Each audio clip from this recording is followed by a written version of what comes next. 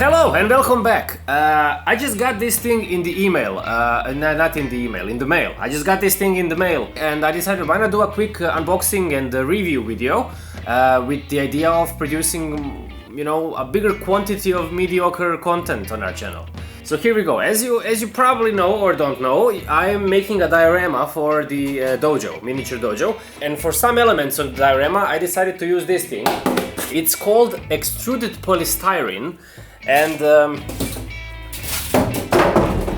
it's used for insulating houses or something like that. So the problem is it doesn't cut really nicely with the knife. It just crumbles a little bit. So as any type of styrofoam, it's much easier to cut it with a hot wire, right? And this is where this thing comes in. So this is a Proxxon Hydraft Schneidegerat. It's a tool for cutting styrofoam. Let's open it.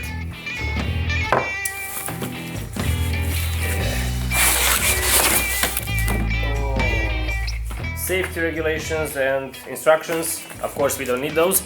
It's always nice to get a bunch of paper and and pamphlets and stuff like that. I love those. I'm gonna read these before I go to sleep. Alright, so it only has a couple of pieces, it's not hard to install. This is the main body, and what you need to do first is unscrew this. We need to unscrew this screw as well. And now we need to put this part that held this inside here, right? And you see there's a hole here. I gotta align the hole with the tapped part, and then I just screw it in. And now we gotta connect this wire here. And you're probably asking yourself, how does he know these things? Well, the answer is I watched a couple of videos about this very same tool, and they explained it much better than I did, which makes my video completely redundant. But it's one more video on our channel, and that's extremely important these days. Okay, I screwed it in. That's it. And now this thing we gotta put it back here. Just screw it here. And this here is the wire. This screw holds the wire here, right? So I gotta unscrew it first, put the wire in, and just screw it back. There you go, it's safely connected now. If you look closely, my wire is not perpendicular to this table, so we can easily adjust it with this screw. I just loosen it a little bit, pull it back here, and now we have a pretty straight wire. Okay, so let's try it out.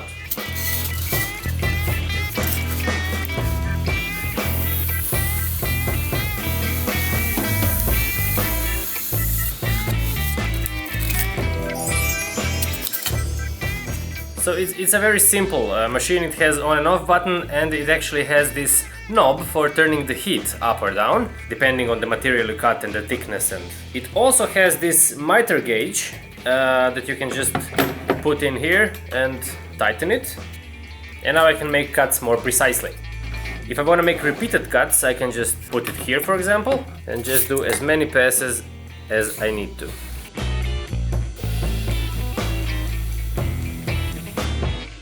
Actually, you know what? I'll just make a bonus tutorial how to make bricks. So I have 6 of these pieces, and now I'll stack them together and just cut a lot of tiny bricks, right? So these are just basically bricks, right? Let's make more. Okay, so I have a jar and a lid. I have some rocks, and I'm gonna put all my bricks inside, and I'll put a couple of rocks, and I'm just gonna put the lid on and start shaking it. And the rocks will abrase the styrofoam, soften all the corners. Here's the comparison of the 2 bricks, and obviously the one on the right has much more character. Alright, so I made a bunch of bricks, and I got the idea to actually make another tutorial, and this one is called How to Build the Wall. I just found a little piece of cardboard that I'm gonna glue the bricks on, and I started to glue them. Extruded polystyrene is actually pretty hard. It's a pretty hard styrofoam. So you can actually glue it with the hot glue gun. It does melt it a little bit, but not much. Alternatively, you can also use the wood glue, of course, but it dries much slower, and this was a much faster solution. I just glued row after row of bricks, and I had a couple of bricks left over, so I created something on the top. I don't know, just some design, I guess. So now I mixed a little bit of wood glue, a little bit of water, and some white paint to make like a thick paste that I'm gonna prime the brick wall with. When this dries, the glue will make the wall a little bit harder, and the white paint will make it white. I chose the white because I'm gonna paint it in the brick color, so I figured that the white is a good base color for the orange. I'm using a dishwashing sponge, and I'm lightly tapping the color on. This way I can vary the pressure and, you know, make it a little bit textury and splotchy.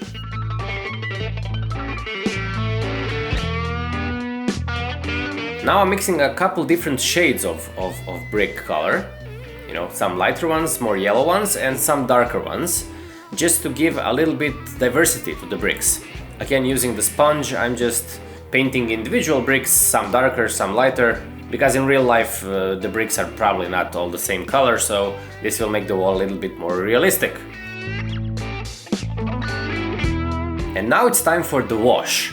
The wash is a very common technique in model building. I mixed some ink.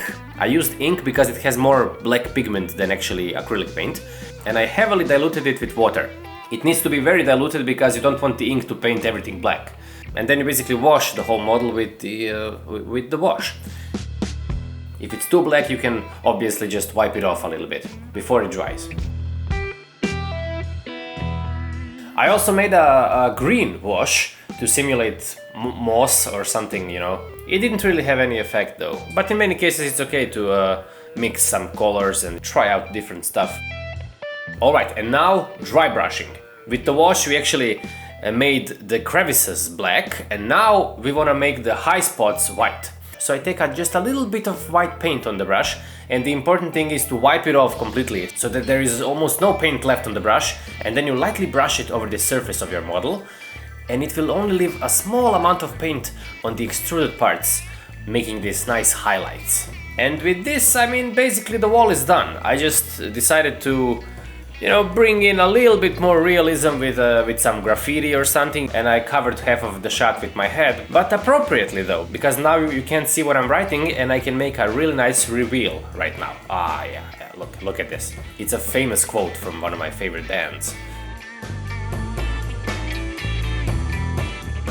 So there it is. If at any point in your life you need to do a very specific job of cutting styrofoam, this is the tool for the job.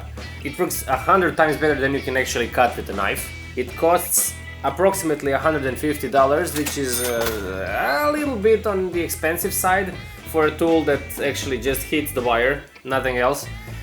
But it's very nicely built. It's a German quality tool. Except the miter gauge. The miter gauge is a little bit flimsy, but in my whole life I never came across a miter gauge that isn't flimsy for any tool. So there it is. And a very nice bonus on this tool is this wonderful socialist design. And I'll see you next time with the diorama video. Bye bye. And never forget the words of a famous band. All in all, always stay strong, like a brick in the wall.